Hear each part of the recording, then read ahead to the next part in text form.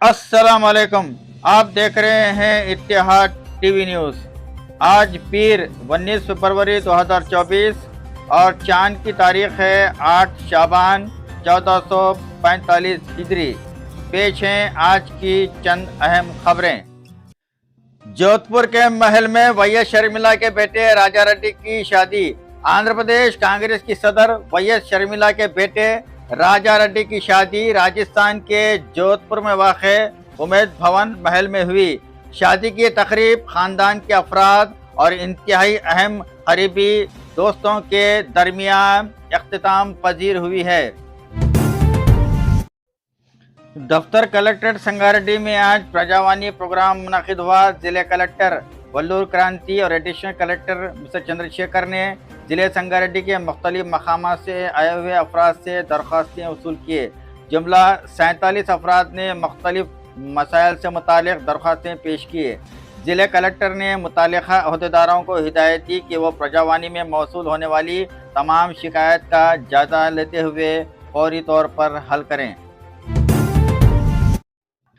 Chief minister Revanth Reddy की क़यामगाह के सामने प्ले कार्ड्स के साथ पहुंचे डीएससी 2008 के उम्मीदवार। चीफ मिनिस्टर रेवंत रेड्डी की क़यामगाह के सामने डीएससी 2008 के उम्मीदवारों ने हाथों में प्ले कार्ड थामकर मुलाजिमत का मुतालबा करते हुए बड़ी तादाद में पहुंचे। उन्होंने अफसोस का इजहार करते हुए कहा है कि हाईकोर्ट ने उनके हक में फैसला दिया था, ताहम उस वक्त की बीआरएस हुकूमत ने उस फैसले के बावजूद इनको मुलाजिमत पर नहीं रखा, जिसके नतीजे में उनसे नाइंसाफ़ी हुई है। उन्होंने कहा है कि इससे कबल हाईकोर्ट ने फैसला दिया था कि इनको अंदरून 6 हफ्ते मुलाजिमत दी जाए। उम्मीदवारों ने अफसोस का इजहार किया कि पिछली हुकूमत ने उन्हें 10 साल तक नज़रअंदाज किया।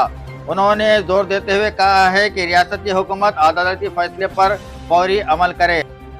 बताया जाता है कि चीफ मिनिस्टर रेवंत रेड्डी की अदम मौजूदगी के बायस उनके पर्सनल सेक्रेटरी ने उम्मीदवारों से याददाश्त हासिल करते हुए उसे चीफ मिनिस्टर के हवाले करने का तयख्खुन दिया। ड्राइवर के बीपी की सतह कम हो गई। काकीनाडा में बस उलट गई। ड्राइवर के बीपी की सतह कम हो जाने के नतीजे में बस उलट गई। यह हादसा आंध्र प्रदेश के काकीनाडा जिले में पेश आया। तफसीलात के मुताबिक तेलंगाना आरटीसी की बस विशाखापट्टनम से भद्राचलम की सिमत जा रही थी कि कट्टीपाड़ू इलाके में ड्राइवर की बीपी की सतह अचानक कम हो गई, जिसके नतीजे में उसने बस का तवाज़ुन खो गया और ये बस उलट गई।